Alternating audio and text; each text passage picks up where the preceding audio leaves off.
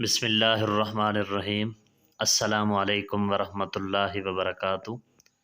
عرب کی ایک مشہور عالمہ کی اپنی بیٹی کو 10 وصیتیں جو قیامت تک آنے والی عورتوں کے لیے مشعل راہ ہیں۔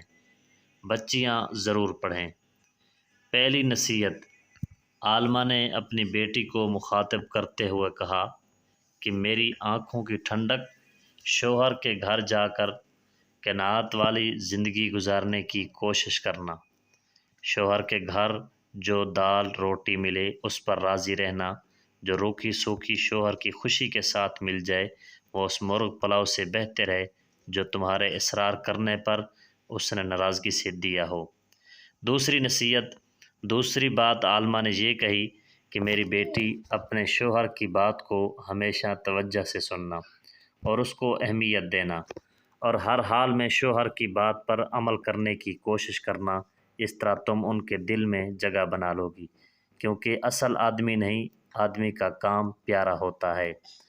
تیسری بات بتاتے ہوئے انہوں نے کہا کہ اپنی زینت و جمال کا ایسا خیال رکھنا کہ جب وہ تجھے نگاہ بھر کے دیکھے تو اپنے انتخاب پر خوش ہو، اور سادگی کے ساتھ جتنی بھی استطاعت ہو خوشبو کا اہتمام ضرور کرنا، اور یاد رکھنا کہ تیرے جسم و لباس کی کوئی بو یا کوئی بری حیت اس کے دل میں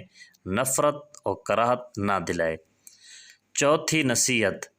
چوتھی بات بتاتے ہوئے کہا کہ میری پیاری بیٹی اپنے شوہر کی نگاہ میں بھلی معلوم ہونے کے لیے اپنی آنکھوں کو سرمے اور کاجل سے حسن دینا، کیونکہ پرکشش آنکھیں پورے وجود کو دیکھنے والے کی نگاہوں میں جچا دیتی ہیں۔ غسل وضو کا اہتمام کرنا یہ سب سے اچھی خوشبو ہے اور لطافت کا بہترین ذریعہ بھی ہے۔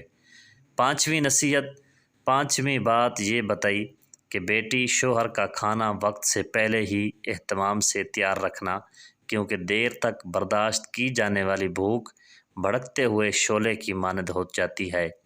اور شوہر کے آرام کرنے اور نیند پوری کرنے کے اوقات میں سکون کا ماحول بنانا، کیونکہ نیند ادھوری رہ جانے تو طبیعت میں غصہ اور چڑچڑاپن پیدا ہو جاتا ہے۔ چھٹی بات یہ کہی کہ بیٹی شوہر کے گھر اور ان کے مال کی نگرانی، یعنی ان کی اجازت کے بغیر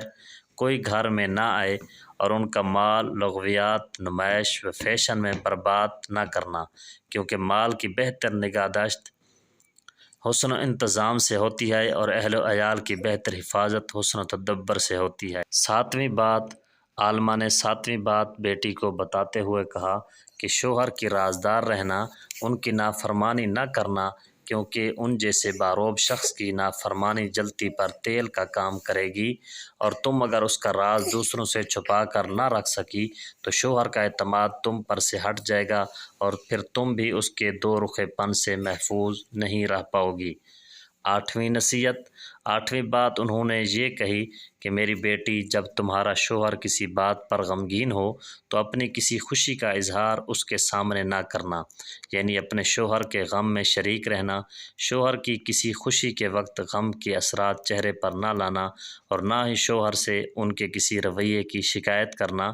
اپنے شوہر کی خوشی میں خوش رہنا، ورنہ تم ان کے قلب کے مقدر کرنے والی شمار ہوگی۔ عالمہ نے نویں بات بتاتے ہوئے کہا کہ بیٹی اگر تم شوہر کی نگاہوں میں قابل احترام بننا چاہتی ہو تو اس کی عزت اور احترام کا خوب خیال رکھنا، اور اس کی مرضی کے مطابق چلنا، تو تم شوہر کو بھی زندگی کے ہر لمحے اپنے بہترین رفیق پاؤ گی۔ 10ویں نصیحت، عالمہ نے 10ویں بات بتاتے ہوئے کہا کہ بیٹی میری اس نصیحت کو پلو سے باندھ لو اور اس پر گرہ لگا لو کہ جب تک تم ان کی خوشی اور مرضی کی خاطر کئی بار اپنا دل نہیں مارو گی اور اپنے شوہر کی بات رکھنے کے لیے تمہیں اپنی پسند و ناپسند